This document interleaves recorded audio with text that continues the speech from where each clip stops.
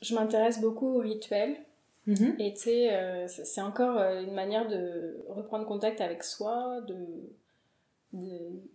d'avoir des rituels dans son quotidien. Okay. Et c'est sûr qu'il y a aussi des rituels plus marquants dans la vie, comme notamment les enterrements. Et donc j'ai essayé de réfléchir à des pièces qui pouvaient avoir un sens dans ces rituels-là, qui pouvaient accompagner toutes sortes de rituels. Donc là, évidemment, la lumière est venue comme... il fallait que j'intègre la lumière dans mes objets, donc c'est pour ça des petites cabanes de lumière. Intéressant. Et puis, pour moi, la nature est indissociable des rituels. Si on veut reconnecter avec soi, il faut reconnecter avec la nature aussi. Donc, OK. Fait que les pièces qui font passer des coquillages, la lumière, est-ce que tu as d'autres pièces qui sont dans cette lignée-là de... Ben, tout ce qui est bol, de la luminosité. Ben, ces petites coupelles, j'en ai fait plusieurs, et puis c'est vraiment pareil pour accueillir des choses précieuses, mais tu peux mettre des bougies. OK, super.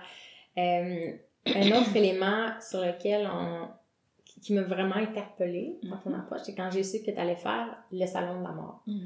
Avec Renard, on essaie de parler du mouvement parce que pour nous, on dit le mouvement, c'est la vie, c'est ce qui te fait sentir en vie. Quelque chose qui nous reconnecte au moment présent. Puis c'est difficile de passer au moment présent sans passer à la mort.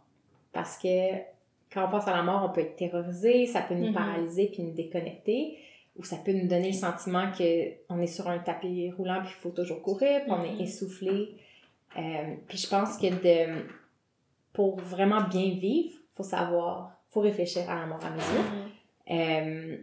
Puis j'ai l'impression que dans notre société, on a notamment avec le cinéma, on a une représentation de la mort qui est très dramatique et négative. Que si ça pouvait jamais être une période nécessairement de transformation, mais c'est toujours un peu la fin de quelque chose, puis relié à une peine d'amour ou à une brisure intérieure. Puis j'ai l'impression que le salon de la mort, c'est quand même intéressant que ça l'arrive, puis ça nous fasse peut-être voir la mort différemment. Puis j'étais curieuse de savoir quelle pièce t'as créée pour le salon, puis qu'est-ce que tu voulais évoquer à travers ces pièces-là? Ben en fait, j'ai amené des urnes. J'ai fait l'exercice de concevoir des urnes. Et puis, j'ai amené donc ces petits bols rituels, des bijoux aussi. Okay. Des bijoux que j'appelle talismans, parce que je pense que porter quelque chose sur soi, c'est aussi intéressant dans une cérémonie. Donc ça peut être ajouter quelque chose qui appartient à la personne de personnel, puis le relier à cet objet et ensuite le porter sur soi. Ça fait partie des rituels qui ont toujours existé, là j'invente rien. Avoir un souvenir de la personne? De comme faire un talisman à partir de quelque chose qui évoque la personne qui est décédée? Oui. Et en fait,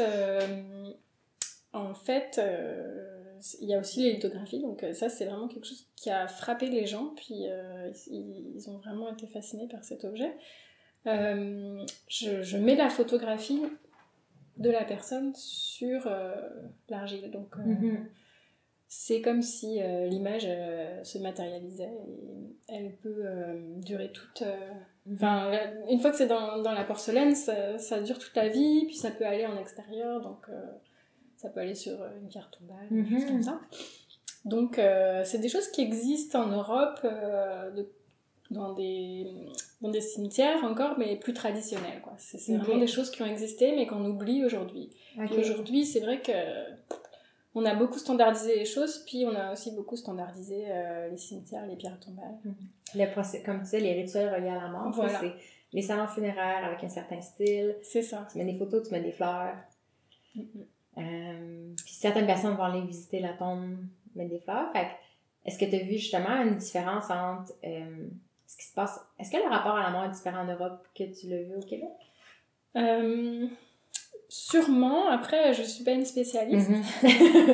Mais C'est sûr que quand on visite des cimetières, c'est quelque chose que j'aime bien parce que je les trouve beaux, les cimetières, en fait. J'en ai visité au Mexique, j'en ai visité en Europe, c'est sûr. Et puis, en Bretagne aussi, il y a beaucoup de cimetières de granit. C'est assez fascinant, tout ce granit partout. Okay. On voit que chaque culture a ses spécificités. En Turquie, je me souviens aussi ils ont une manière très particulière d'avoir des pierres tombales qui sont comme des grands mâts. Puis ça rappelle le lien entre le ciel et la terre, comme les derviches tourneurs. Donc il y a tout un... Enfin, il y a des choses fascinantes dans cet aspect de la culture qu'on explore peu. Mais en fait, je dirais que ce qui m'a le plus frappé, c'est pas en Europe, c'est en Inde. J'ai visité des villes sacrées où on incinère les morts. Puis ça fait complètement partie de la vie. Voilà, il n'y a pas de séparation comme ici où on va essayer un petit peu de pas trop y penser, pas trop s'angoisser avec ça, puis au dernier moment il va falloir tout organiser, puis là, c'est presque tabou, presque. C'est ça. Puis... Donc ça fait réfléchir beaucoup, et puis ça donne envie de dialoguer, puis ok, est-ce que on pourrait pas en parler un peu plus, est-ce qu'on pourrait pas trouver un moyen d'être un peu plus serein par rapport à ça. Donc moi je rentre pas dans le dialogue trop, mais avec ma pratique artistique, j'essaie d'amener autre chose. Merci d'être avec nous. Moi c'est Vincent, je suis normalement derrière la caméra. Si vous voulez faire partie du mouvement et apprendre avec nous comment améliorer le quotidien, venez nous rejoindre dans le Club Renard. C'est la meilleure façon de contribuer à la mission de Renard, puis vous allez avoir accès à plein de contenus bonus. Venez nous rejoindre au renard.ca/club. À bientôt!